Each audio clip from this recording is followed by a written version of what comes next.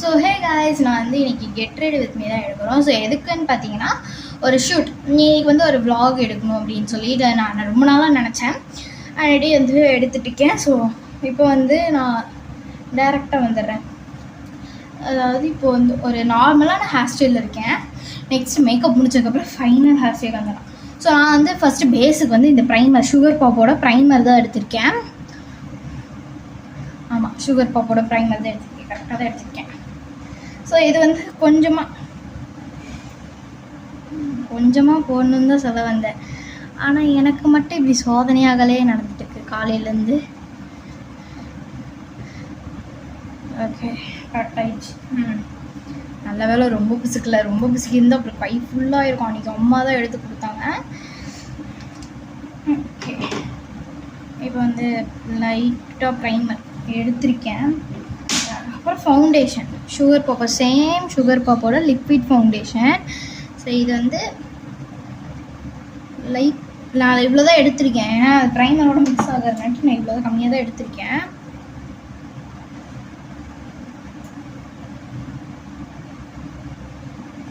இதோ ஃபைனலாக இப்படி வந்திருக்கு. ஸோ நெக்ஸ்ட்டு இப்போது லைட்டாக போட்டுக்கலாம். இப்போ வந்து நான் லைட்டாக தான் போடுறேன். எல்லா பக்கமுமே வந்து இப்படி சும்மா இப்படி போட்டுட்டு அதுக்கப்புறம் அது வந்து நம்ம வந்து ஈஸியாக கரெக்ட் பண்ணிக்கலாம். இப்போ வந்து ஈஸியாக வந்து கரெக்ட் பண்ணுறதுக்கு கொஞ்சம் ஈஸியாகவே இருக்கும். பார்த்தீங்கன்னா இப்போ உங்களுக்கு நல்லாவே அந்த பின்னாடி அந்த பீர்வா கண்ணாடி தெரியுது இல்லையா? ஸோ உங்களுக்கு அதுலேயே தெரியும் நான் ஏன் அந்த சைடு பார்க்குறேன்னு. கண்ணாடி வந்து என்னோடய ஃபேஸுக்கு இப்படி தான் இருக்கும். உங்களுக்கு வந்து அது மறைச்சிருக்குது. நேற்று நான் வந்து இப்படி தான் என்னால் ஃபேஸ் பண்ண முடியும். நெக்ஸ்ட்டு பிளெண்டர் எடுத்து இப்படி பிளெண்ட் பண்ணிக்கலாம். ஏங்க, ஸோ இது வந்து ஈஸியாக ஸ்மூத்தாக பிளெண்ட் ஆகுது. நீங்கள் வெறும் ஃபவுண்டேஷன் மாதிரி தனித்தனியாக போட்டிங்கன்னா உங்களுக்கு பிளெண்ட் ஆகுது கஷ்டமாக இருக்கும். என்ன மாதிரி ஃபவுண்டேஷனில் மிக்ஸ் பண்ணி போட்டிங்கன்னா ஈஸியாக இருக்கும் பிளெண்ட் பண்ணுறதுக்கு. ஸோ அதனாட்டி நான் எப்போவுமே ஃபவுண்டேஷன் போடுறேன். நான் எல்லாமே வந்து இதில் யூஸ் பண்ணுற எல்லாம் சுகர் பாப்போட மேக்கப் கிட் தான். ஸோ வந்து போட்டாச்சு, ஃபவுண்டேஷன் கம்ப்ளீட்டாக போட்டாச்சு. ஸோ எல்லாமே நான் சுகர் பாப்பு தான் யூஸ் பண்ணுறேன். இதுவுமே வந்து சுகர் பாப்போட பனானா பவுட்ரு நான் நிறைய தடவை யூஸ் பண்ணுறேன். இந்த நிலைமைக்கு வந்துடுச்சு. ரொம்ப நாளாக யூஸ் பண்ணிட்டுருக்கேன். இது வந்து இந்த க்ளோவெல்லாம் கம்மி பண்ணி காமிக்கும். ஸோ நல்லாயிருக்கும். அதெல்லாம் ஒரு மேட் ஃபினிஷ் கொடுக்கும். மேக்கப் நாலேஜை பற்றி கேட்டிங்கன்னா சத்தியமாக எனக்கு ஐடியாவே இல்லை. ஏன்னா நான் அவ்வளோலாம் மேக்கப் வந்து ப்ராடக்ட்ஸ்லாம், ஒரு சில ப்ராடக்ட்ஸ்லாம் எனக்கு என்னென்னு கூட தெரியாது. நான் அந்தளவுக்கு இதை கம்மியாக தான் யூஸ் பண்ணுறேன்.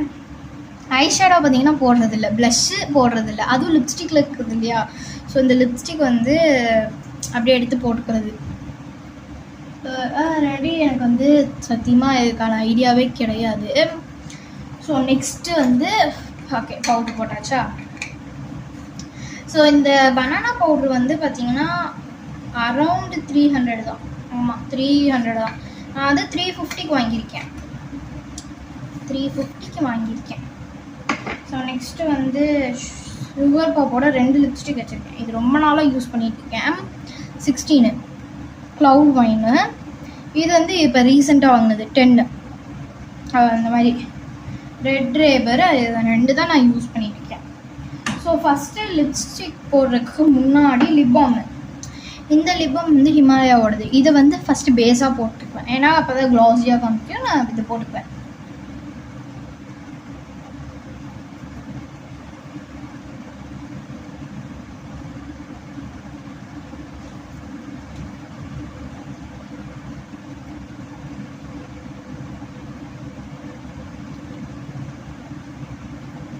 சரி, ஓகே.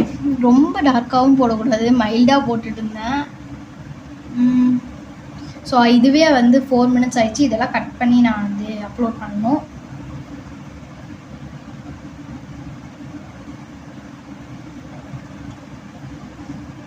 ஸோ ப்ராங்க் வீடியோ வேணும்னா சொல்லுங்கள். ரொம்ப ஈஸி தான். ப்ராங்க்கெல்லாம் வந்து நான் நிறையா பேர்த்துக்கு பண்ணியிருக்கேன்.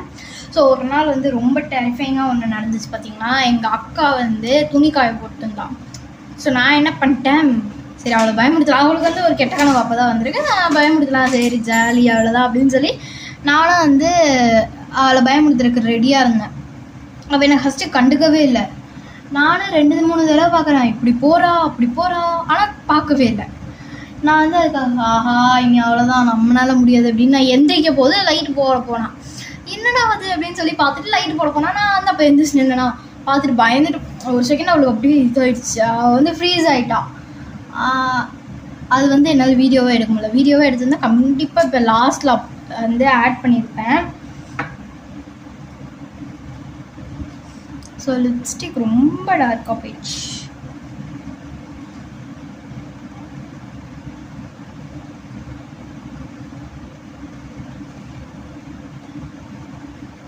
இப்போ தான் மைல்டாக இருக்கு.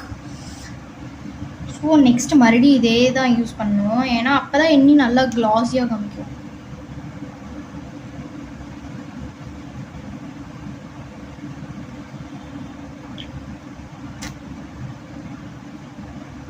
Ready fine.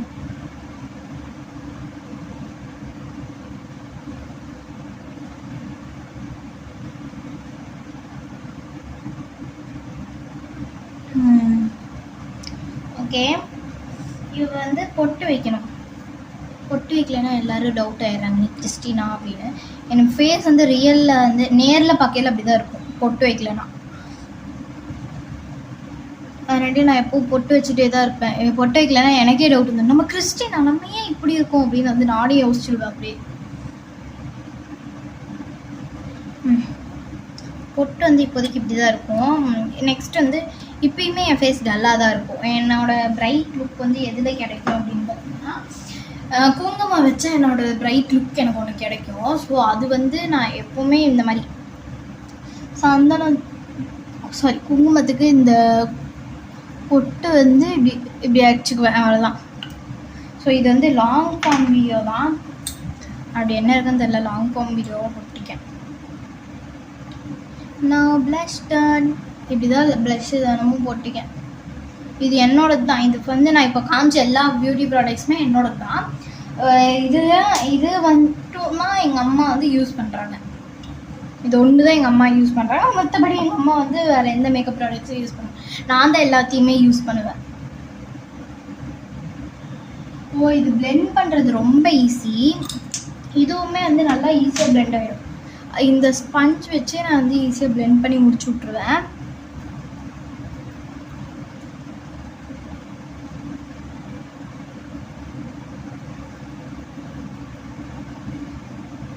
ஸோ அவ்வளோதான்.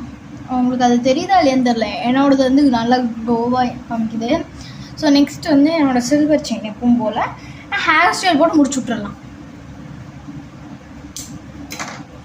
வந்து நல்லா நீட்டாக ஹேர் ஸ்டைல் பண்ணுவோம்.